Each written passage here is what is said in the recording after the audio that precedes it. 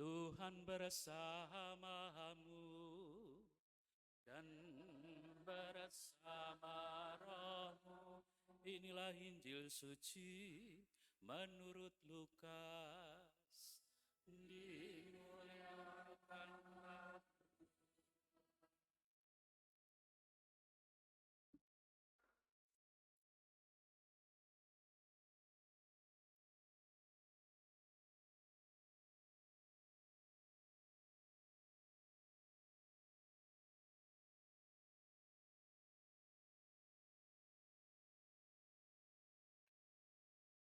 Beberapa waktu sesudah kedatangan malaikat Gabriel, berangkatlah Maria dan bergegas menuju sebuah kota di pegunungan Yehuda. Di situ ia masuk ke rumah Zakaria dan memberi salam kepada Elisabet. Ketika Elisabet mendengar salam Maria, melonjaklah anak yang di dalam rahimnya, dan Elisabet pun penuh dengan Roh Kudus. Lalu berseru dengan suara nyaring, "Diberkatilah engkau di antara semua perempuan, dan diberkatilah buah rahimmu. Siapakah aku ini, sampai ibu Tuhanku datang mengunjungi aku? Sebab sesungguhnya ketika salammu sampai di telingaku, anak yang di dalam rahimku melonjak kegirangan. Berbahagialah ia yang percaya, sebab firman Tuhan yang dikatakan kepadanya akan terlaksana." Lalu kata Maria, "Jiwaku memuliakan Tuhan, dan hatiku bergembira karena Allah Juru Selamatku. Sebab ia telah memperhatikan kerendahan hamba-Nya. Sesungguhnya, mulai sekarang segala keturunan akan menyebut aku berbahagia. Karena Yang Maha Kuasa telah melakukan perbuatan-perbuatan besar kepadaku, dan kuduslah namanya. Rahmat-Nya turun-temurun atas orang yang takut akan Dia. Ia memperlihatkan kuasa-Nya dengan perbuatan tangan-Nya, dan mencerai-beraikan orang-orang yang congkak hatinya. Ia menurunkan orang-orang yang berkuasa dari tahtanya, dan meninggikan orang-orang yang rendah. Ia melimpahkan segala yang baik kepada orang lapar, dan menyuruh orang kaya pergi dengan tangan hampa. Ia menolong Israel hamba-Nya, karena ia mengingat rahmat-Nya, seperti yang dijanjikan-Nya kepada nenek moyang kita, kepada Abraham dan keturunannya untuk selama-lamanya. Kira-kira 3 bulan lamanya, Maria tinggal bersama dengan Elisabet, lalu pulang ke rumahnya. Demikianlah sabda Tuhan.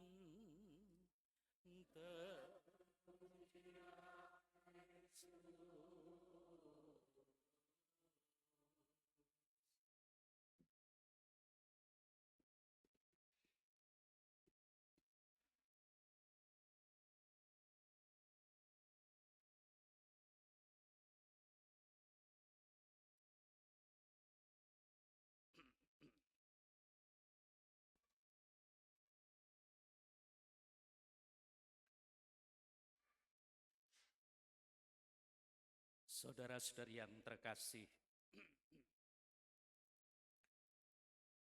2 tahun yang lalu ada seorang anak baru lulus SD, masuk SMP, itu bertanya kepada neneknya, bukan ibunya, tapi neneknya.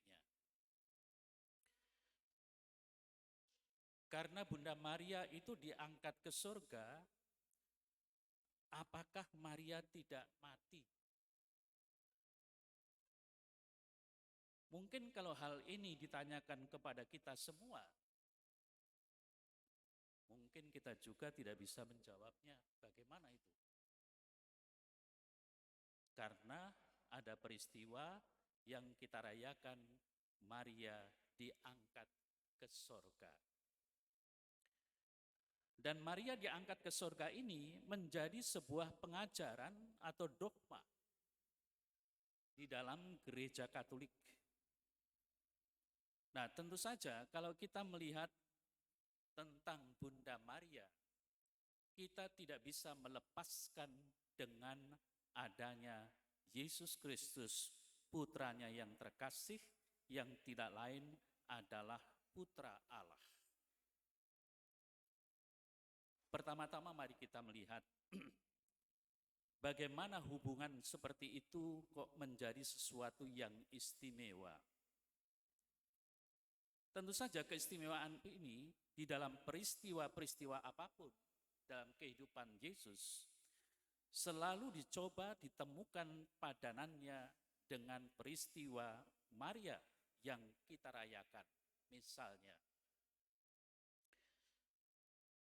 jika kelahiran Yesus itu dirayakan pada tanggal 25 Desember, kelahiran Maria dirayakan pada tanggal 8 September. Dan itu diperingati. Peristiwa awal dikandungnya Yesus dalam rahim Maria 25 Maret. Kemudian kita tahu bahwa Maria, peristiwa paralel yang kita peringati bersama adalah Maria dikandungnya perawan Maria tanpa noda asal pada tanggal 8 Desember. Dan masih ada beberapa peristiwa lain yang kita rayakan, kita peringati dalam gereja, dan itu merupakan suatu kesejajaran. Nah, saudara-saudari yang terkasih, hal yang kemudian sama terjadi pada akhir hidup Maria. Yesus sendiri menjanjikan bahwa semua pengikutnya, tentu termasuk Bunda Maria, akan tinggal bersama dengan dia di rumah Bapa atau di sorga. Di antara semua pengikut Yesus, Maria pasti merupakan manusia yang istimewa. Allah sendiri memasukkan dia dalam rencana keselamatan yang disiapkan dan dalam kandungan secara tanpa noda, dan sungguh-sungguh Maria yang mengandung Yesus dalam rahimnya hingga dia berdiri di tiang gantungan salib di hadapan putranya yang tersalib itu.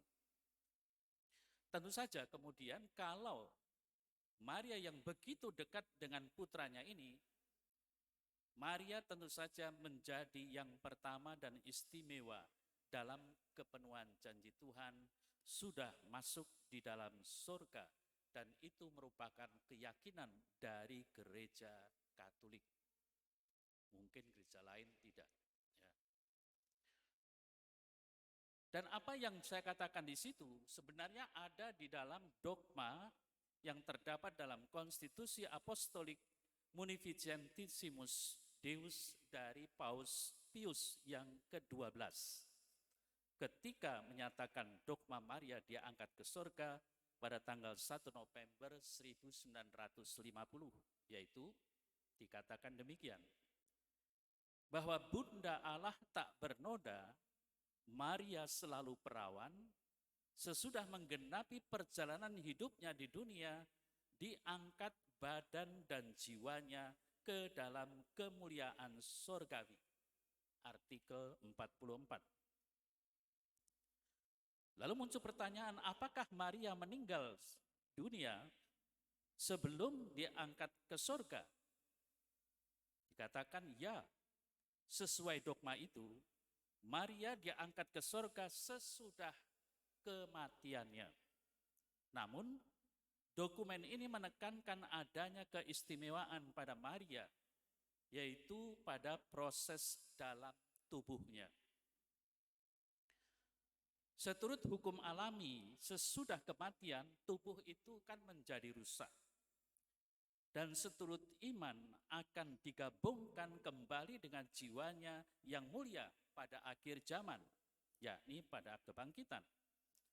Tetapi Allah menghendaki bahwa perawan Maria terberkati dikecualikan dari hukum umum ini. Berkat Philip Philipse yang unik, dia secara penuh mengatasi dosa oleh perkandungannya yang tak bernoda. Dan sebagai akibatnya dia tidak tunduk pada hukum jasad dalam pembusukan kubur. Dan dia tidak perlu menunggu sampai akhir zaman untuk penebusan tubuhnya. Artikel 4 dan 5. Jadi sekali lagi, dogma ini tidak menyangkal kematiannya, melainkan menekankan keistimewaan pada tubuhnya, yaitu bahwa tubuhnya itu tanpa rusak diangkat ke surga dengan mulia tanpa menunggu akhir zaman. Kemudian, apa yang dikatakan oleh Santo Paus Yohanes Paulus pada kesempatan audiensi umum hari Rebu tanggal 25 Juni 1997. Beliau mengatakan, mungkinkah Maria dari Nazaret telah mengalami drama kematian dalam dagingnya sendiri? Berkaca pada takdir Maria dan hubungannya dengan Putra Ilahi, tampaknya sah untuk menjawab dalam afirmatif. Karena Kristus mati akan sulit untuk mempertahankan sebaliknya bagi ibunya. Dengan kata lain, sulit untuk mempertahankan kalau dikatakan Maria itu tidak mati. Maka pasti mati. Saudara-saudari yang terkasih, sebenarnya dalam peristiwa Maria diangkat ke surga ini, pertama-tama bukan mau membicarakan bukan soal mati atau tidak mati, melainkan gereja mau menekankan keistimewaan dari Maria sebagai manusia yang terlibat di dalam karya keselamatan putranya Yesus Kristus. Maka dari itu, dalam pengajaran Gereja Katolik, mengapa Maria itu disebut sebagai teladan iman? Karena sejak Maria itu memperkandungkan putranya Yesus Kristus, dia telah memberikan contoh kepada kita semua bagaimana hidup menurut sabda Allah. Dan dia mengatakan di dalam fiat-Nya sangat jelas, aku ini hamba Tuhan, terjadilah padaku menurut perkataanmu. Dan apa yang diucapkan di dalam fiat itu selalu diingat dan ditaati oleh Maria. Maka kita tidak pernah mendengar atau membaca di dalam Injil Maria itu protes. Dia hanya mempertanyakan ketika Yesus umur 12 tahun di Bait Allah menghilang, dan dia mengatakan dengan jelas, mengapa engkau memperlakukan kami, bapakmu dan aku, ditinggal di dalam Bait Allah. Tetapi jawaban Yesus sangat jelas, tidak tahukah kamu bahwa aku harus ada di rumah Bapakku? Selain itu, bagaimana reaksi Maria di bawah kayu salib? Apakah memprotes peristiwa itu? Tidak. Dia sungguh-sungguh menerima kenyataan, inilah cara dengan setia mengikuti apa yang dikehendaki Allah dan apa yang terjadi terhadap putranya.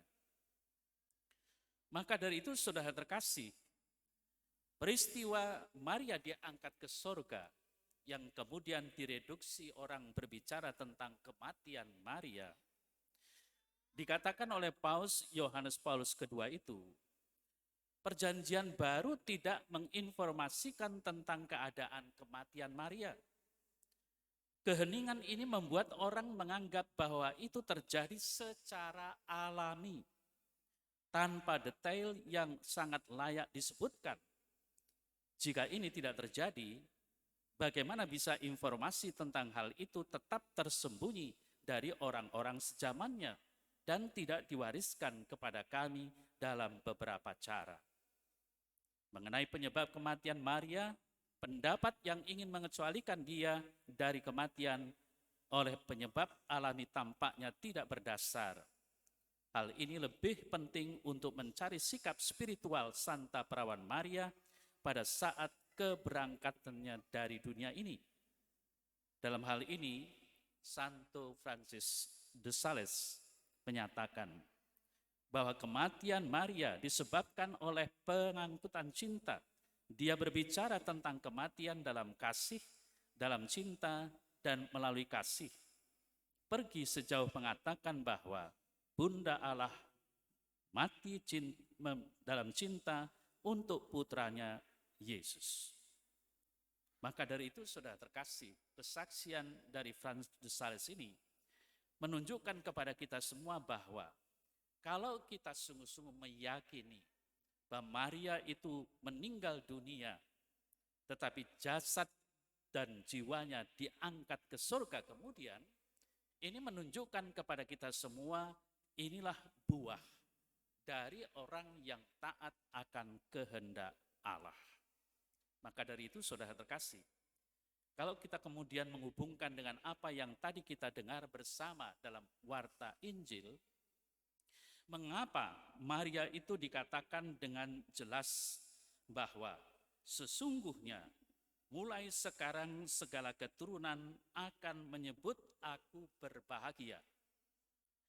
Karena Yang Maha Kuasa telah melakukan perbuatan-perbuatan besar kepadaku dan kuduslah namanya. Lalu apa yang terjadi? Yang dialami, dan ini merupakan ungkapan jiwa dari Bunda Maria, rahmatnya turun-temurun atas orang yang takut akan dia. Takut akan dia dalam kitab suci tidak lain adalah orang yang percaya dan yang beriman kepada Tuhan. Ia memperlihatkan kuasanya. Ia menurunkan orang-orang yang berkuasa dari tahtanya. Ia melimpahkan segala yang baik kepada orang yang lapar. Ia menolong Israel hambanya karena ia mengingat rahmatnya. Dan tentu saja semuanya itu dialami oleh Bunda Maria. Maka disebut ini sebagai ungkapan jiwa dari Bunda Maria. Lalu apa artinya bagi kita, saudara terkasih, yang saat ini kita juga merayakan Maria diangkat ke surga dan mendengarkan warta kejiwaan Bunda Maria ini?